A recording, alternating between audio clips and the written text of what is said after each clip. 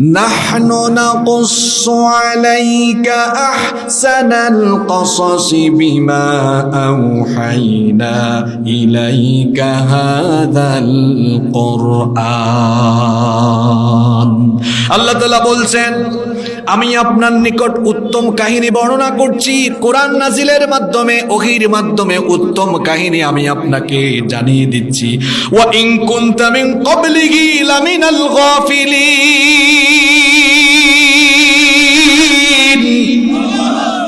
যেই কাহিনী, যেই ঘটনা আপনি জানতেন না, যেটার ব্যাপারে আপনি গাফিল ছিলেন, এবার আল্লাহ কাহিনী আরম্ভ করলেন। আল্লাহ বললেন, ওই নবীর নাম ছিল ইয়াকুব। জোরে বলেন, নবীর নাম কি ছিল? ইয়াকুব নবীর 12টি ছেলে ছিল। সেই 12টি সন্তানের মধ্যে একটা সন্তানের নাম ছিল ইউসুফ, যিনি দেখতে বড় সুন্দর ছিলেন, যার চেহারার দিকে তাকালে চোখ ফেরানো যেত না। এত সুন্দর করে তাকে যিনি বানিয়েছেন, গলার আওয়াজ বড় করে বলেন, তিনি কি? সেই ইউসুফ নবী শৈশবকালে একটা স্বপ্ন দেখলেন। জোরে বলেন, কি দেখলেন? আপনারা কি ঘুমাই যাচ্ছেন?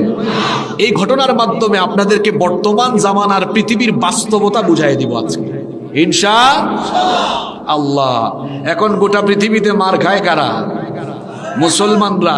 আগামীর পৃথিবীতে এই মুসলমানরা মার খাবে না, এই মুসলমানরা আগামীর পৃথিবী নেতৃত্ব দিবে। এই ভবিষ্যৎবাণী সূরা ইউসুফে আছে। বিশ্বাস হয় আপনাদের?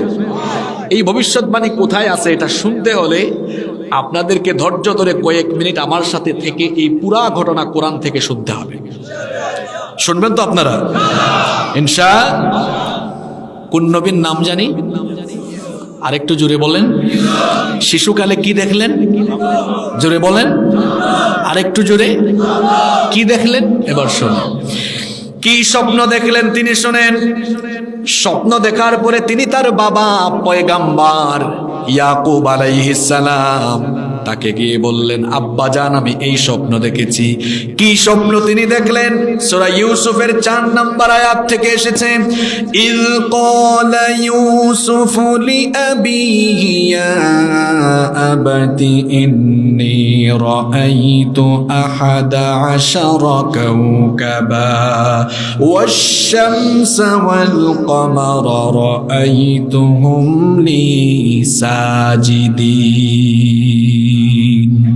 আর স্মরণ করো, ইউসুফ যখন তার পিতাকে বললেন, হে আমার পিতা, আব্বাজান, আমি স্বপ্ন দেখেছি, আমি স্বপ্ন দেখেছি 11টি নক্ষত্র এবং চাঁদ আর সূর্য আমাকে সাজদা করছে।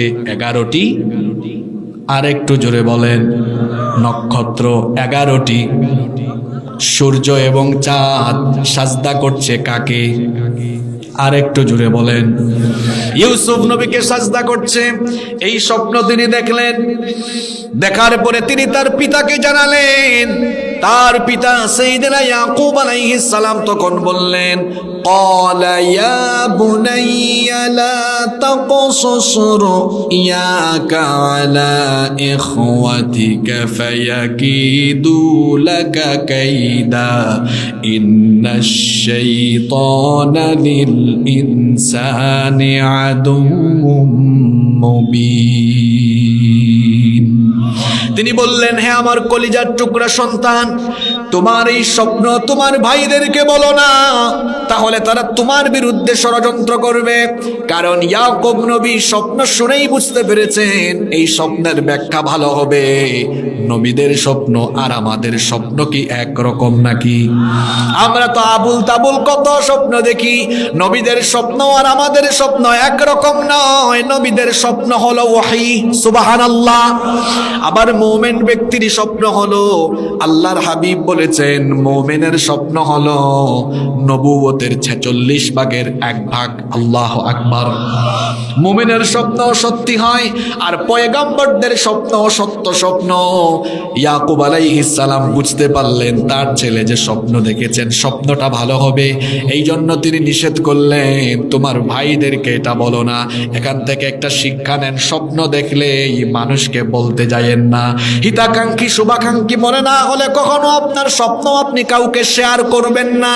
আপনারা ঘুমাই যায়েন না। আমি কিন্তু আলোচনা এভাবেই করব, পয়েন্টে পয়েন্টে শিক্ষা বলে যাব। মনোযোগ দিয়ে শুনবেন তো ইনশাআল্লাহ। স্বপ্ন দেখলেই কাউকে বলা যাবে?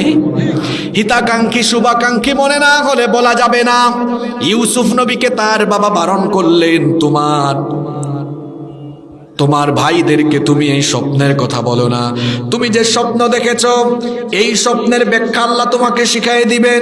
ওয়াকাযালিকা ইয়াজতাবিকা রাব্বুকা ওয়া ইউআল্লিমুকা মিন তাউইলিল আহাদিসি ওয়া ইউতিম্মু নি'মাতাহু আলাইকা ওয়া আলা আলি ইয়াকুবা কামা আতাম্মাহা على أبويك من قبل إبراهيم وإسحاق إن ربك عليم حكيم। তিনি বললেন, এভাবে আল্লাহ তাআলা তোমাকে মনোনীত করবেন, তোমাকে তিনি স্বপ্নের ব্যাখ্যা শিখাইয়া দিবেন, তোমার উপরে তিনি নিয়ামতকে পরিপূর্ণ করে দিবেন, যেভাবে ইয়াকুবের পরিবার এবং তার পূর্ববর্তী ইব্রাহিম এবং ইসহাকের উপরে যেভাবে তিনি নিয়ামত দিয়েছেন।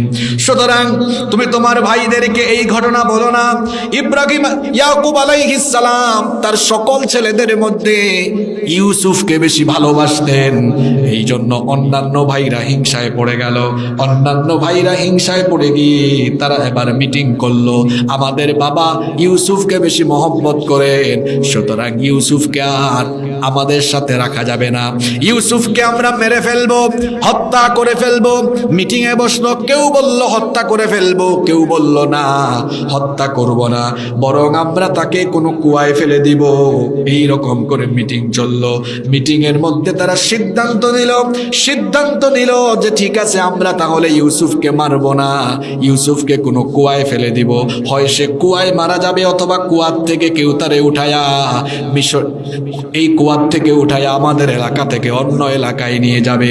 সিদ্ধান্ত মোতাবেক ইউসুফকে তারা বাড়ির বাহিরে নিয়ে যাওয়ার পরিকল্পনা করলো। ইউসুফ নবীকে তারা বাড়ির বাইরে কেমনে নিয়ে যাবে, এই জন্য তারা চিন্তা ভাবনা করতে লাগলো এবং তারা সিদ্ধান্ত নিল তাদের বাবা ইয়াকুব আলাইহিস সালামকে গিয়ে বলবে, তারা যেন তাদের সাথে যেন ইউসুফ নবীকে বাড়ির বাহিরে বের হওয়ার অনুমতি দেন। তারা গিয়ে তাদের পিতাকে বলল, আরসিলহু মা'না গাদান ইয়ারতা ওয়া ইয়ালআব ওয়া ইন্না লাহু লাহাফিযুন। তারা বলল, আব্বাজান ইউসুফ আমাদের ভাই, আমাদের সাথে তাকে আগামীকাল বের হওয়ার অনুমতি দেন। সে আমাদের সাথে খেলাধুলা করবে, আমাদের সাথে ঘুরবে, আনন্দ করবে, অনুমতি দেন, আমরা তার দেখভাল করব।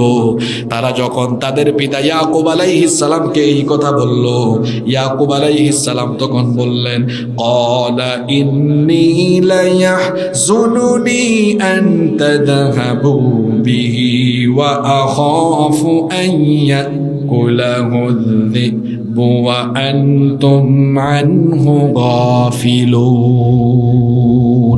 তিনি বললেন, আমার আশঙ্কা হচ্ছে, ভয় হচ্ছে, তোমরা ইউসুফকে নিয়ে যাবে, এরপরে তোমাদের। তিনি দেখেন নাই, কৈশোর কাল থেকে তার চোখের সামনে তিনি বড় হচ্ছেন। আজকে ইউসুফ আর কৈশোর না, কিশোর না, তরতাজা যুবক হয়ে গিয়েছেন। যতই সময় যাচ্ছে চেহারার সৌন্দর্য বাড়ছে, চেহারার সৌন্দর্য আরো বেশি বেড়ে যাচ্ছে।